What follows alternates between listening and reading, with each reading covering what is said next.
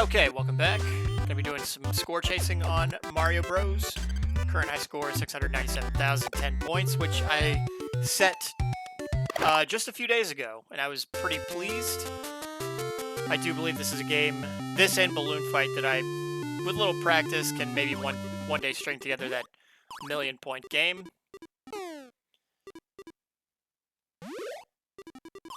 And that phrase that I am using too often is I have hit the retro gamer retirement home, where I really enjoy playing the old score chasers of yesteryear, preferably the black box score chasers,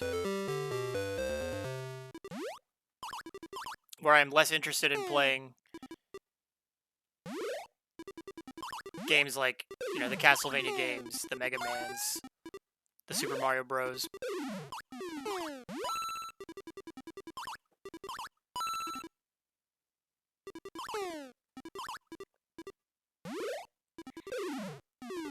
But it would be a big feather in my retro gamer cap to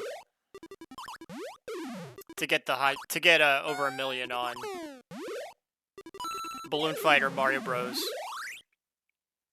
And these are fun games. Like, I love score chasing on Balloon Fight, but it's a little intense.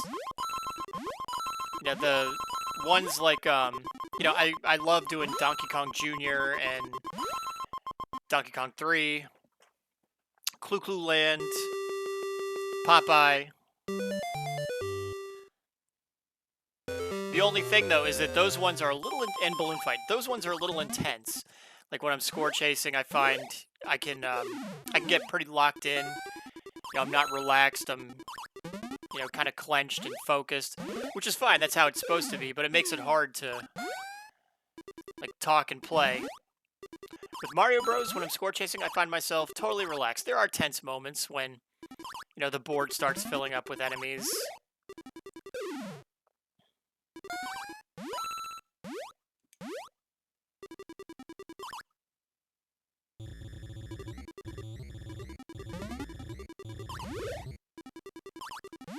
But all in all, this is one that I can just sort of relax. I can take my time with. I can, I'm not locked in and hyper focused. I'm pretty relaxed.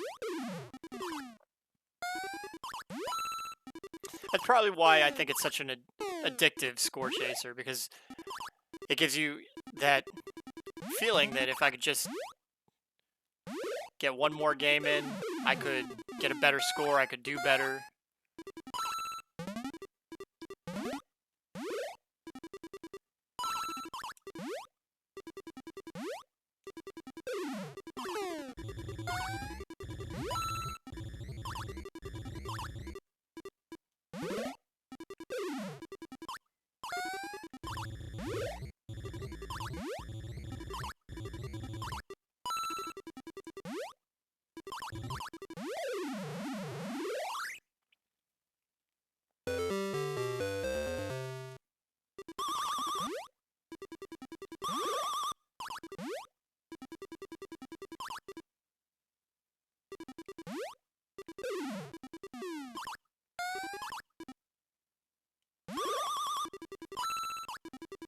Whoa, that was close.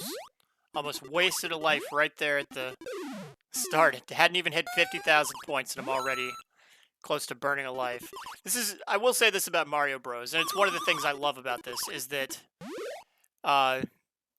it's a game that, sometimes you have to take a risk, and sometimes the risk pays off, and other times it does not. Maybe that's true of all score chasers, but I really feel it, especially with a game like Mario Bros.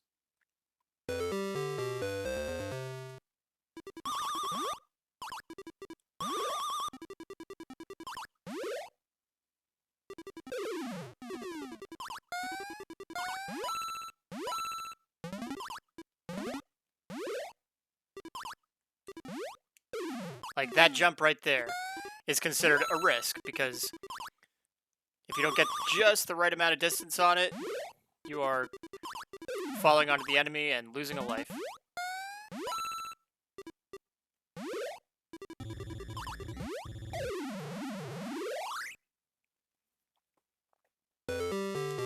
Alright, so far we're at 50,000. We are still a long, long way away from even thinking of getting close to the record, but that's okay. This is a fun game to just relax, to play, goof around with.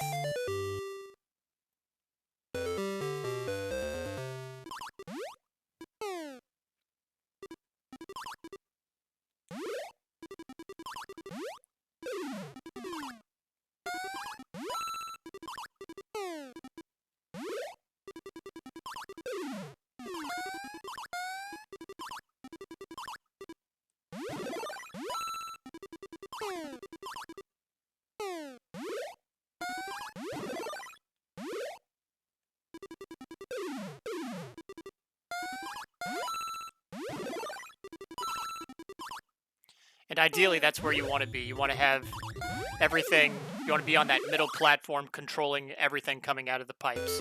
That's a sound strategy, but it doesn't always work. I mean, when the board really starts piling up with enemies, you've got ice everywhere. You just have to play it by ear and improvise and survive.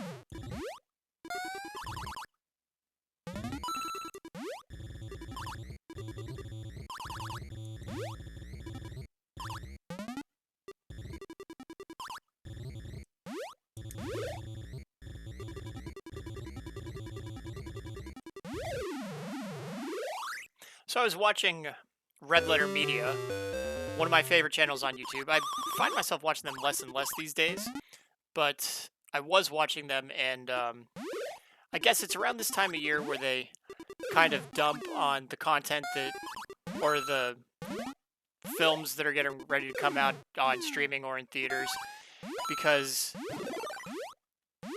I guess in the film industry, it's common knowledge that what gets released in January is sort of like a dumping ground.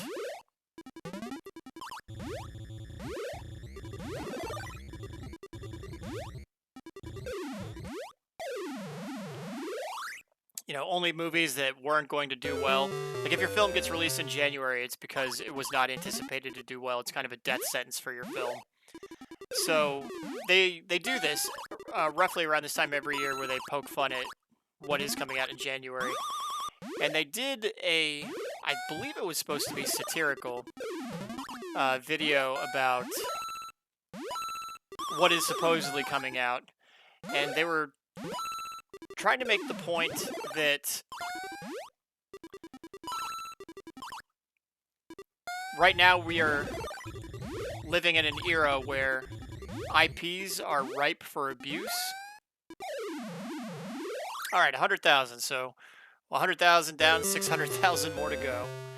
But it doesn't seem to matter what the IP is, because they've talked about this before. But these films that are supposed to chronicle like a product, there was the one about Tetris, how Tetris got made. There was the one about how the Nike Air Jordan got made.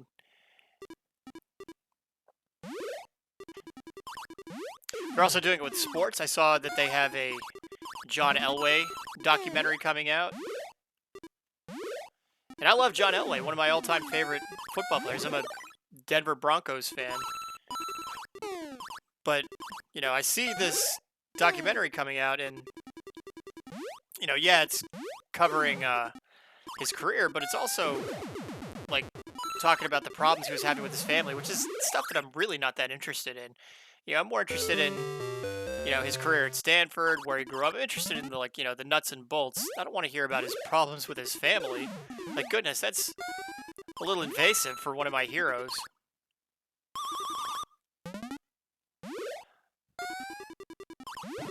But yeah, they were satirizing, but it's one of those oops. It's one of those instances where they kind of like with South Park, they don't really need to satirize it because it's already kind of ridiculous.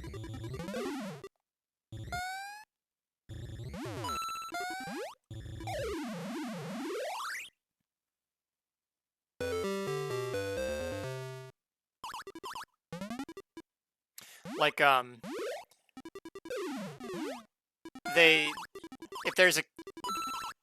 we're living in this era where, like, we have way too many spin-offs is another way of looking at it.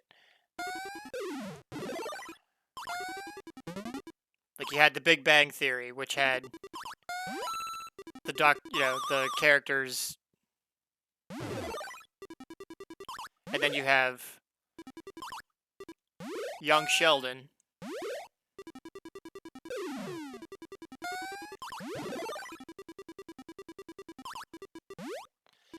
And then after Young Sheldon, you get another spin-off, George and Mandy. Like, at what point, who else is going to get their spin-off? Are they going to do one that's just about the father?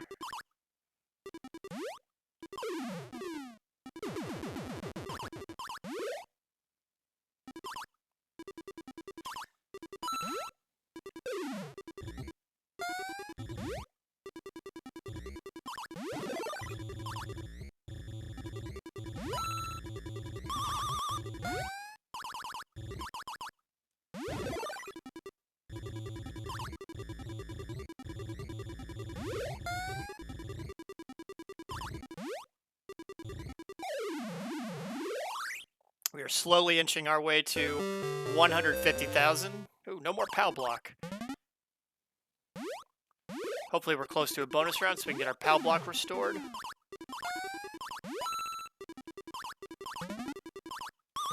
I don't know, I just thought it was funny.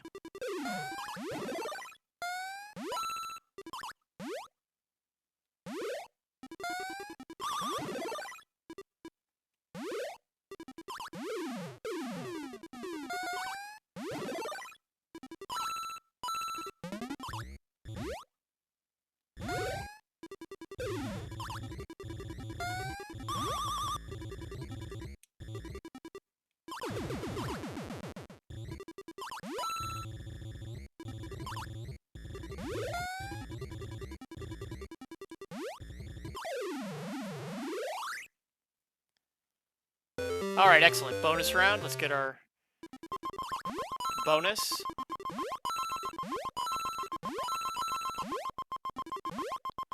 I've got the pattern down pretty good for getting the bonus, all the coins within the time allotted for the bonus game, being able to get the perfect bonus. But nevertheless, I do still make errors, as seasoned as I am, as many times I've done it. Maybe every 5 times I do it, I'll make a mistake on one of them. It happens.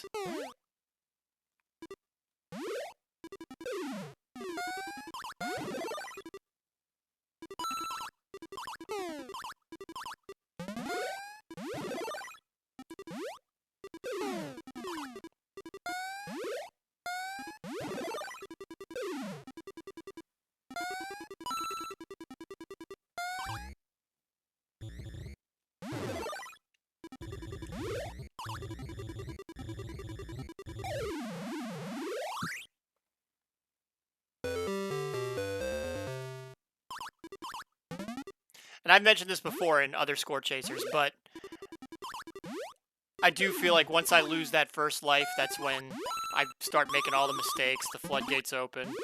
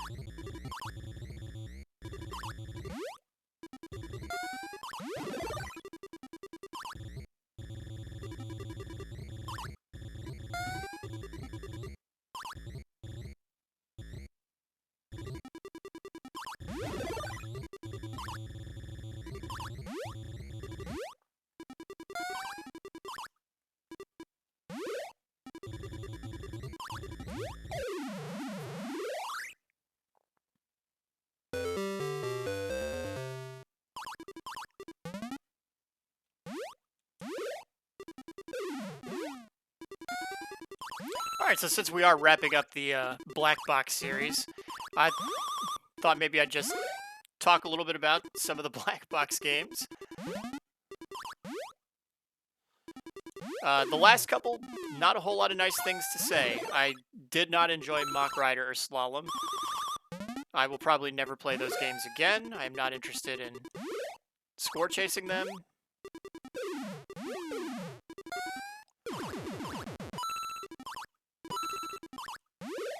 Sports titles kind of surprised me a little bit. As far as like which ones I enjoyed and how much I enjoyed them.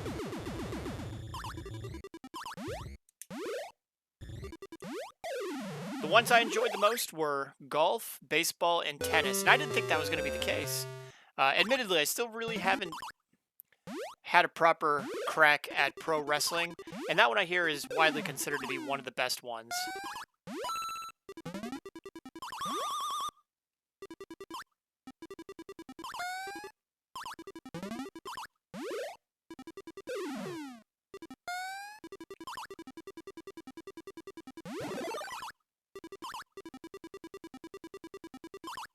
Alright, so we're over 200,000 now.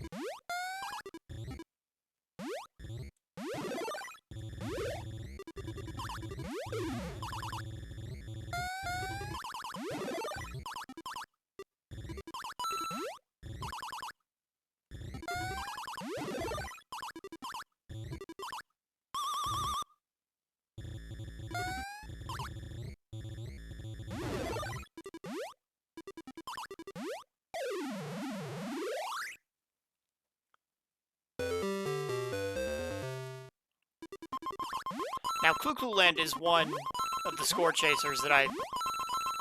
Whoops. Is that going to cost me? No! Oh, just in time. We're going to get the bonus, right? Yes, we are. Very good. Clu Clu Land, you know, the maze chase, that was one that I was very curious about. I was a little surprised at how much it was. You know, I always hear about the more expensive black box games being Stack Up, you know, the Rob the Robot game. You know, the cartridge without even the blocks goes for $200 because I guess it didn't sell. Or maybe it was more expensive because it did include the blocks. It was a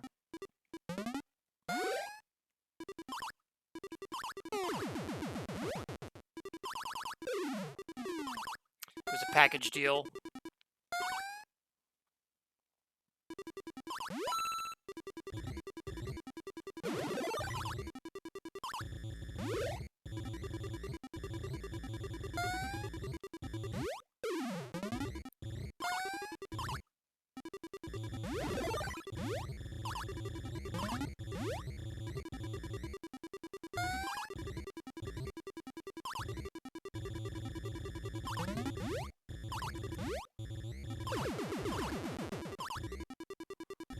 Alright, having a bit of trouble on this one.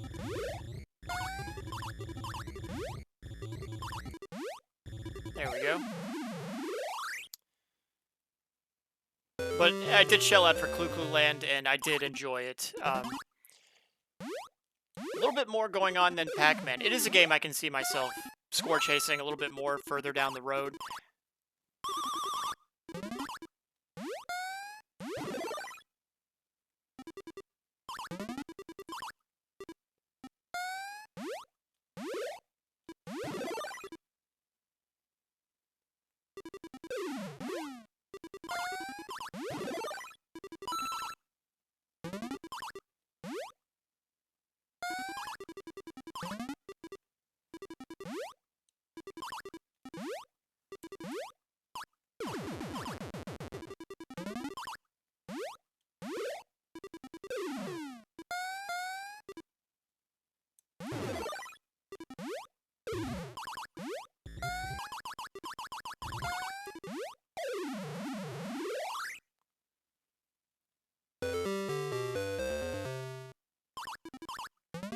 All right, closing in on 250,000 points. In a pretty good rhythm so far. It's only going to get tougher.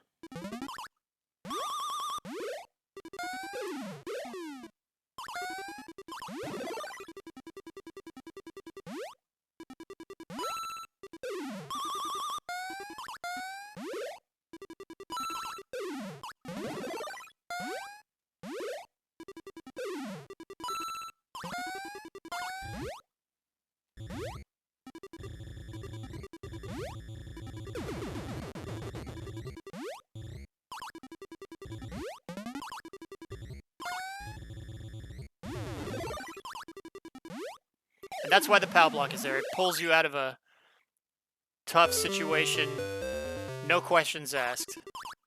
It's not foolproof. You can still find yourself stuck in the same tough situation, but it's nice to have. Break glass in case of emergency.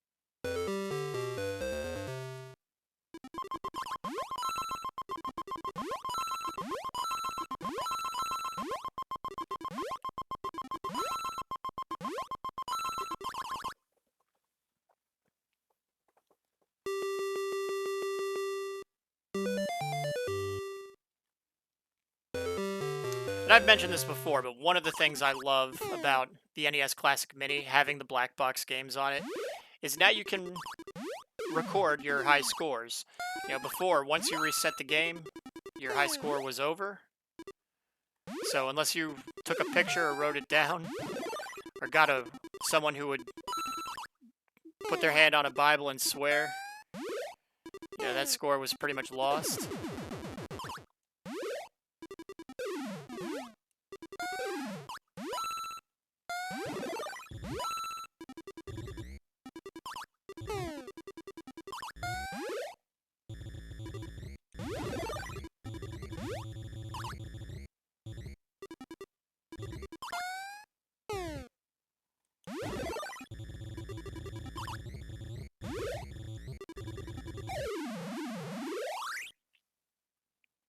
I suppose there is a way to scab your score, is to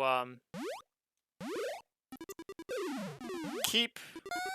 What are the slowest enemies? Maybe the Buzzy Beetle things? Keep that alive. You know, the last enemy.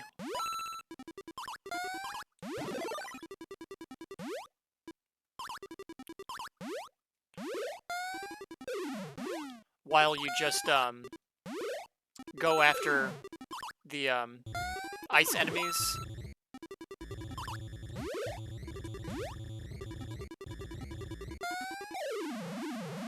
Okay, so that was a risky maneuver. Didn't pay for it that time.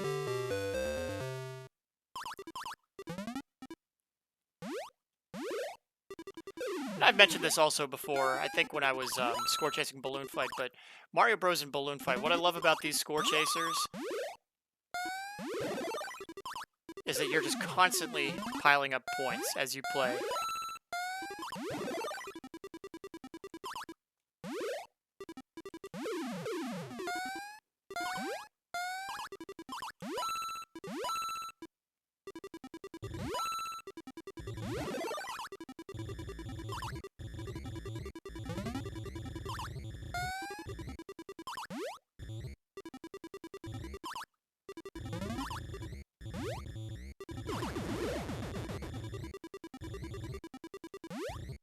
Okay, so we're over 300,000 points. Still a long way to go.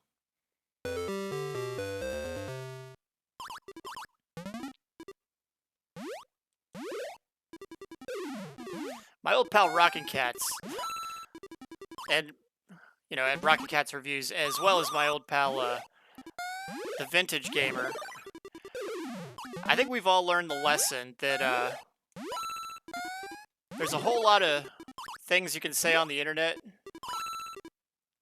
Making fun of James Rolfe does not appear to be something you can do without it coming back to you. Like, I don't know what it is, but his fans, they just... I thought it was something that ended during the Chris Boers, the Irate Gamer AVGN feud, but nope. Apparently it's a truism. You just can't make fun of James Rolfe without people getting really upset. I don't know what it is.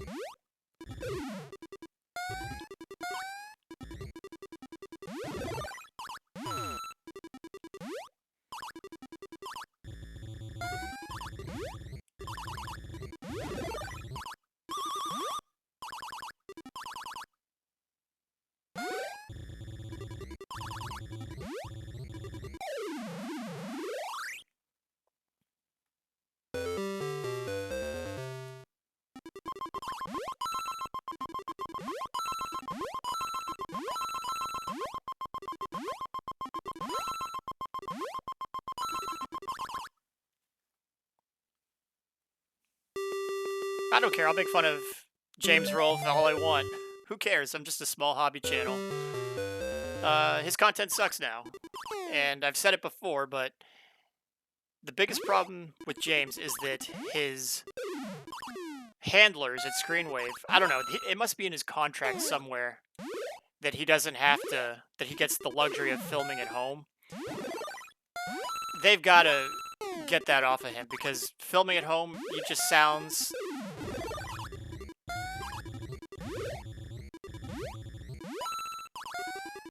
It just seems like he's so bored while he makes these videos. Like, the character has just been completely sapped of vitality, authenticity. Yeah, they need to build him a dedicated set. Because I get the impression that when he's filming his videos, instead of, trying to get into character, oh, what a terrible way to lose a life.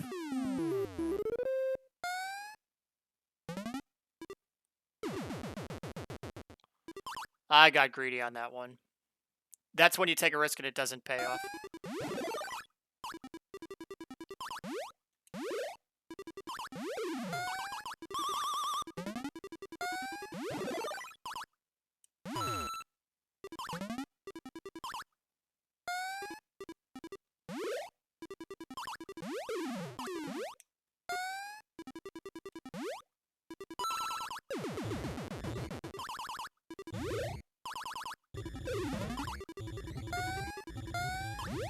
Whoa! We going high risk.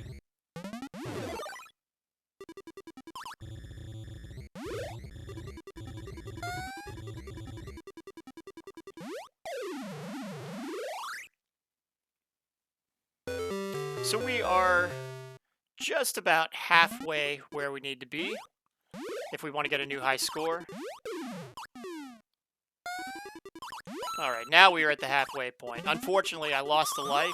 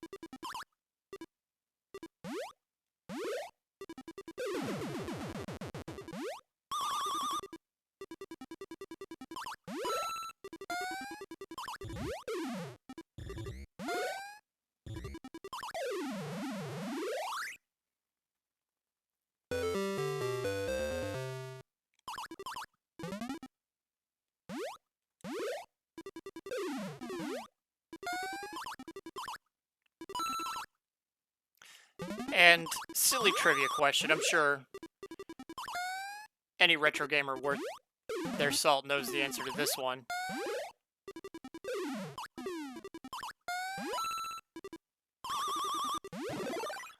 but why did games like, Mario Bros, Donkey Kong, Pac-Man,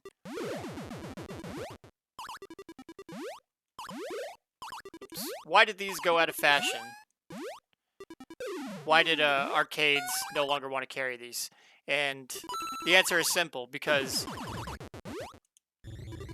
for the handful of players that got really good, these games were total money losers.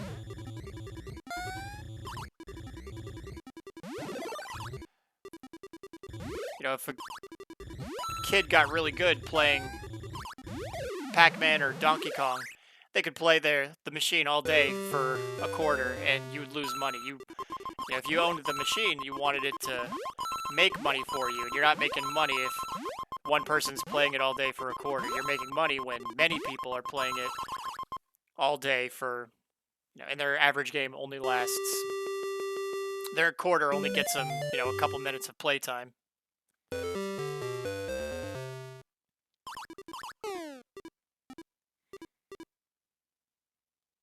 There is a documentary that covers it. So, I think it's called Ready... I can't remember what it's called, but there was a documentary. Everyone's familiar with The King of Kong, A Fistful of Quarters. Originally, that documentary was going to be about the arcade gamers of the early and mid-1980s that were, Billy Mitchell and Todd Rogers.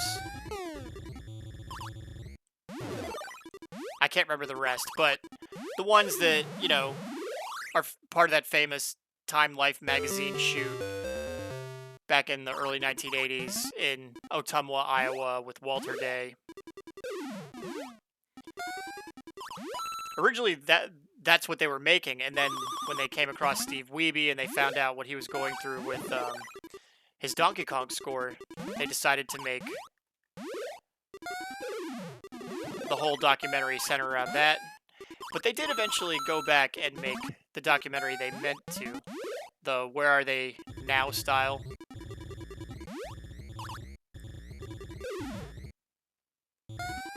About the classic arcade players.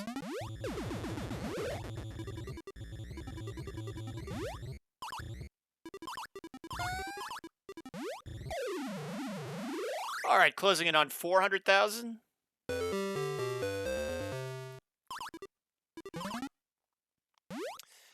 And in that documentary, which is, by the way, no more, it's nowhere near as entertaining as the King of Kong documentary. Say what you will about the inaccuracies of a Fistful of Quarters. It is a well put together documentary, even if it is marred with inaccuracies.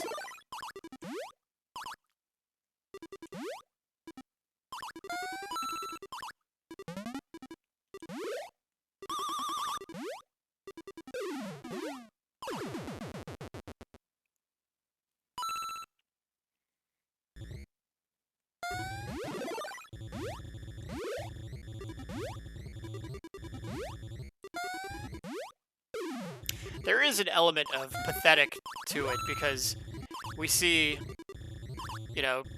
some of these gamers, like, we all know Bill Mitchell's been having problems, having legal battles over his scores. Apparently, he's been banned from Twin Galaxies International scoreboard for use of emulation.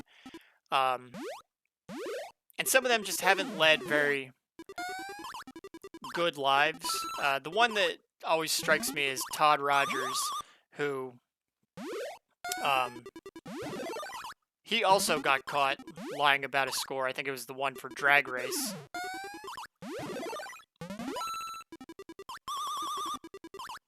But also, he's been, like, divorced multiple times, and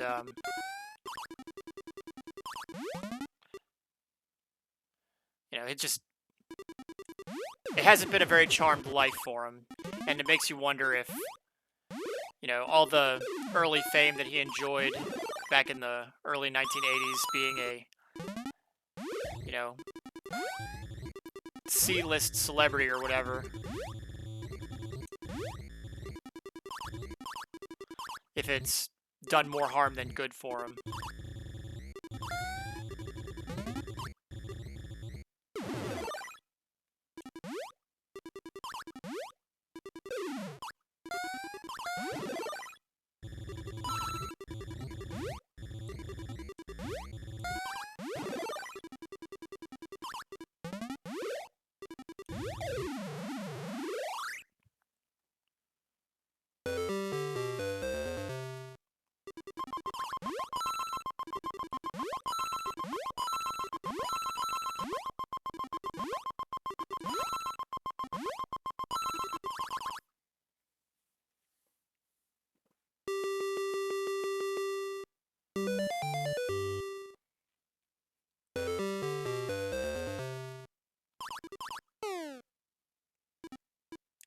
We are still slowly climbing.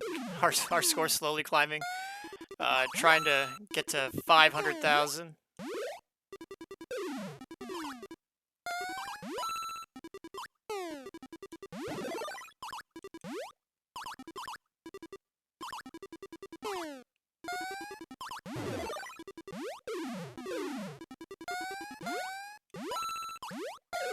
That one we're just going to beat as quickly as possible. No sense in dragging it out and risking getting hit by a wild fireball.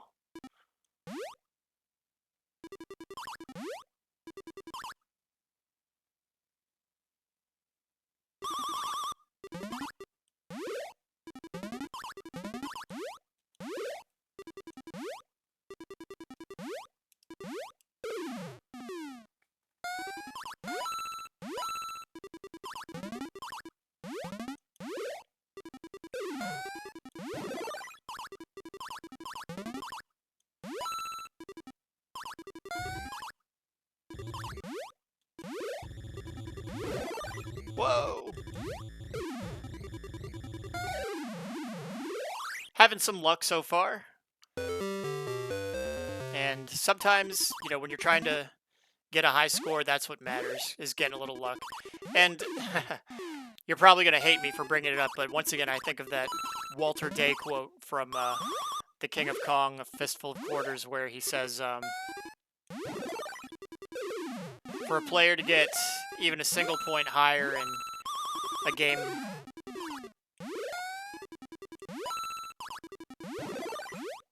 like Donkey Kong or Pac-Man, and I assume Mario Bros, you could throw that in there as well, represents a tremendous increase in skill.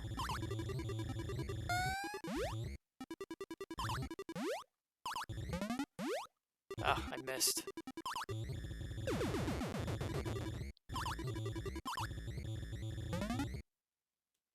There we go. All right.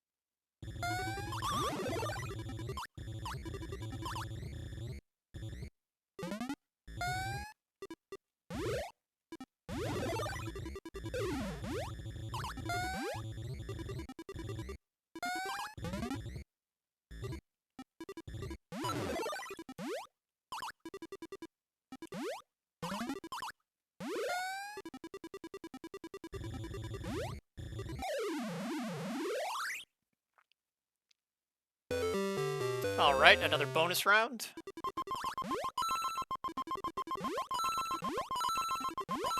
Always happy to see a bonus round because it means we're about to, you know, one, we can't die, but two, we can rack up some points. Was it 13,000 points? Yes. A perfect round nets us 13,000 points. So, closing in on 500,000 points. So it looks like At this pace, and I'm sure there are better ways you can maximize your score, but at this pace, I would have to play a little over 100 rounds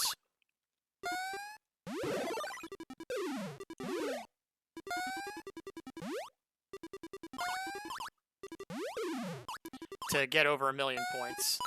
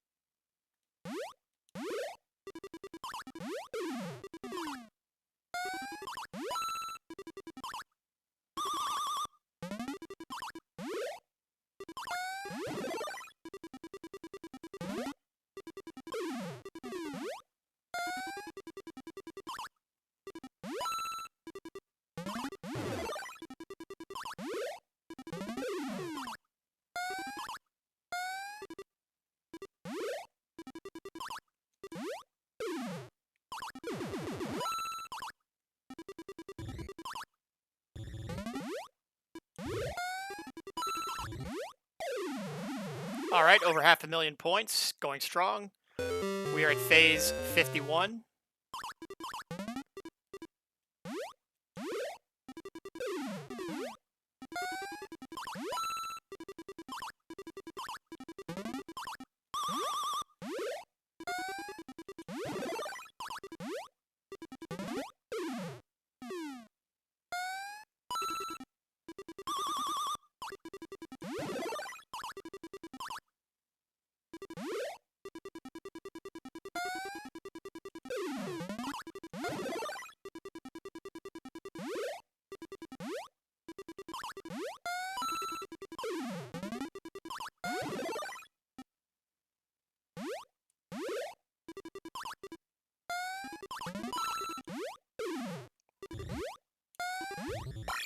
Ah.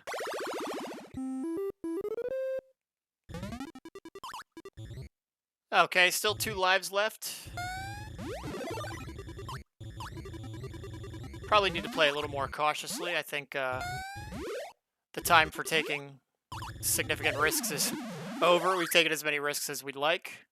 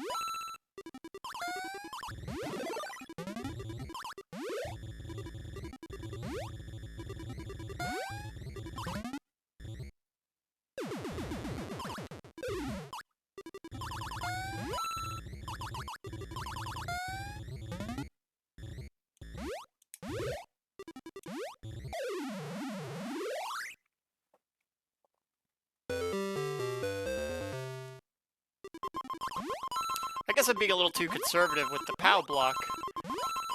Maybe I should be a little bit more liberal.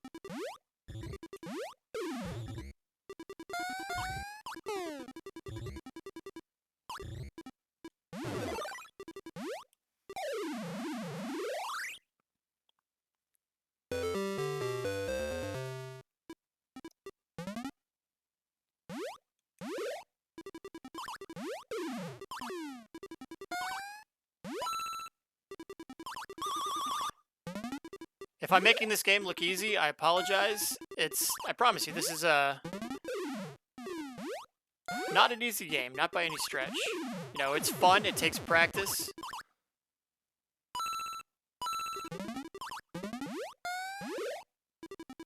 I might be the only person in the world that thinks this is one of the most fun games to score chase.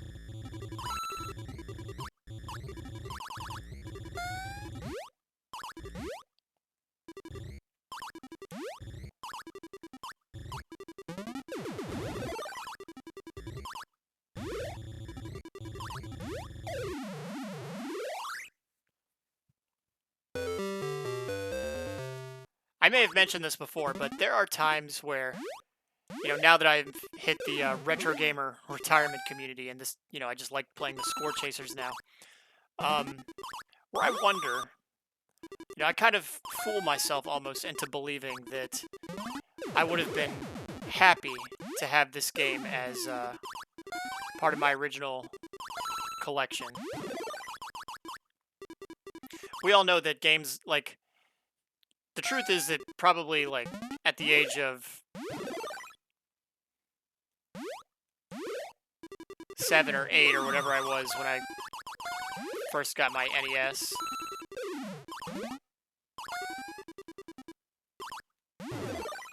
there we go, that's what we like. Oops.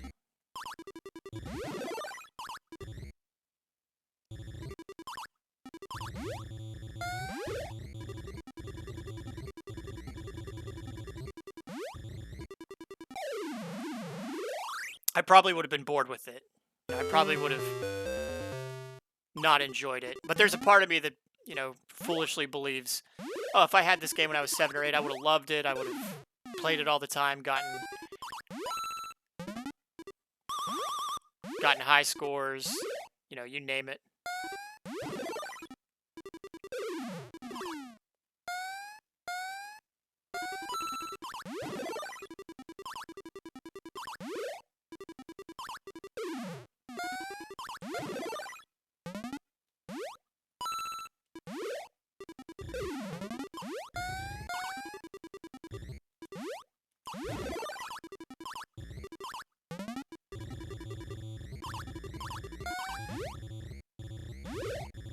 And I realize I'm leaving points on the table when I miss the coins, but whatever.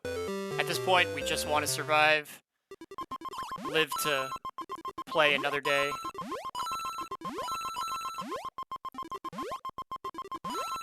We are closing in on 600,000 points, though, so this is the part where I start getting a little nervous, because I have one more life after this. So I really don't want to get careless closing in on the high score. I want to break that 700,000 point barrier tonight.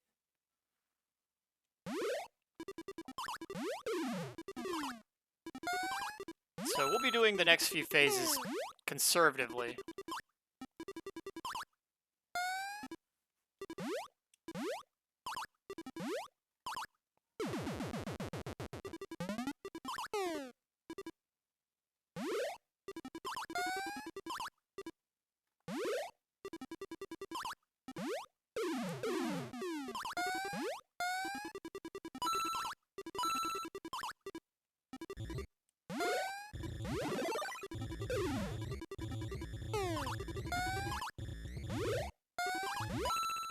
As I say conservatively, then I start playing with more risk. Alright, sorry. Now we'll start playing a little more conservatively.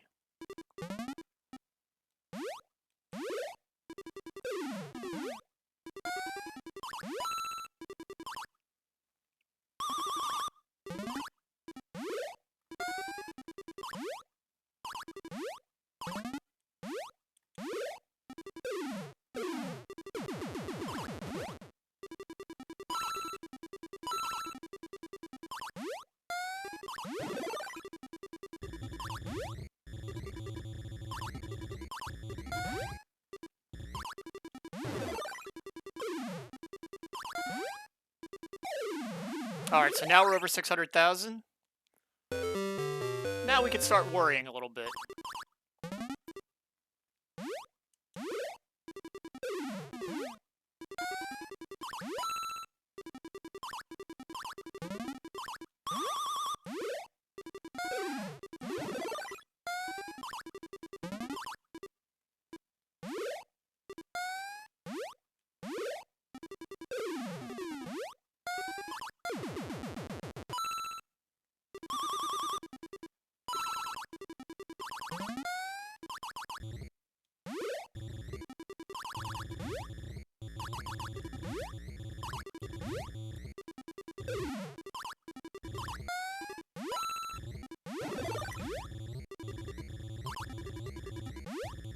Oh, and that's why you saved that POW block.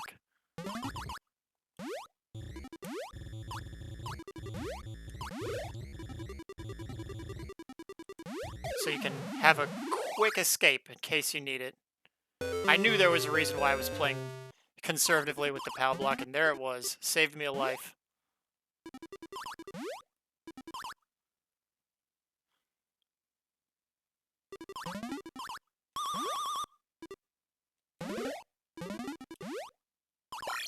Ugh.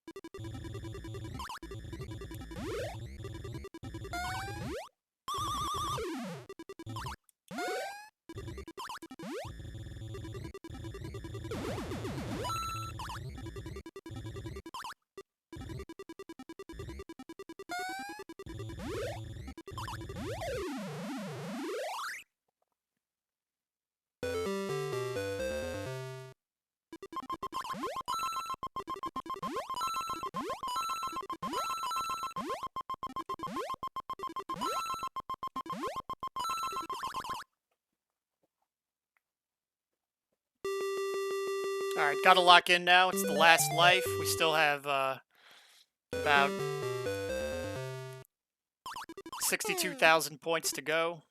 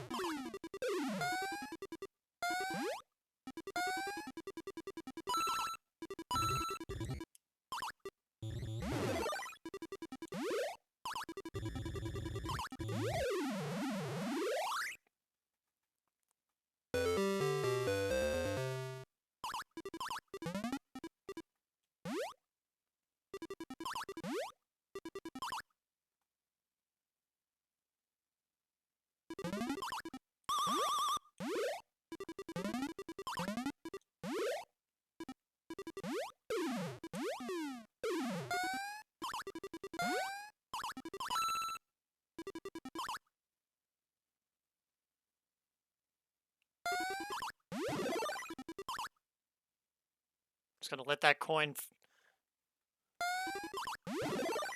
run away from us.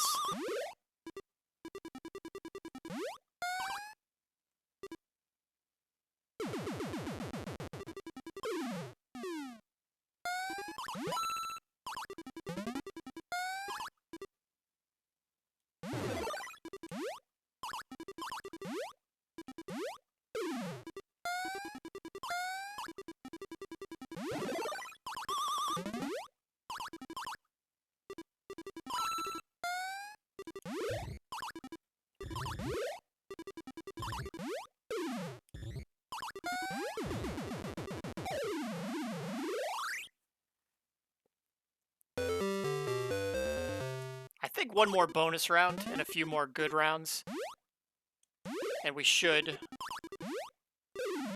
get the score we want.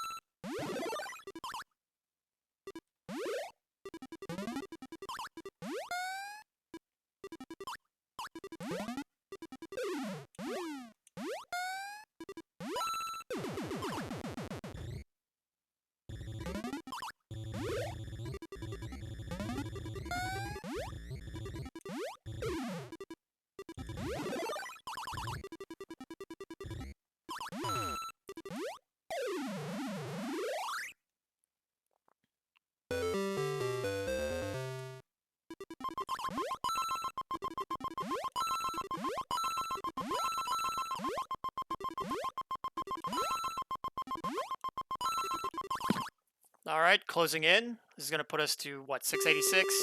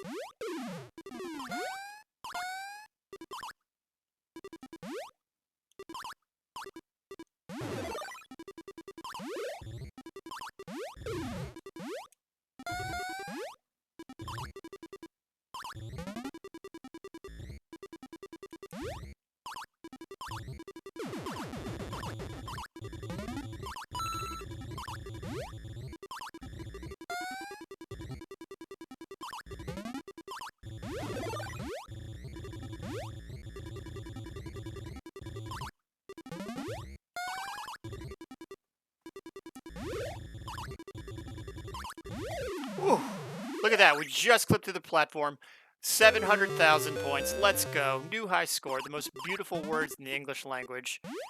And now we're playing with house money. We're going to push it as far as we can. Always love being able to record myself setting a new high score.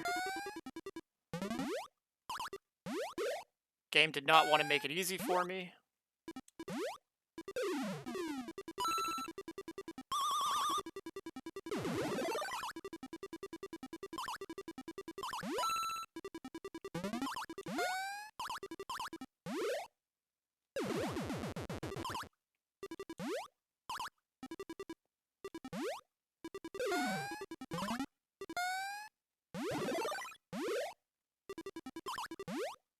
Oh, we missed.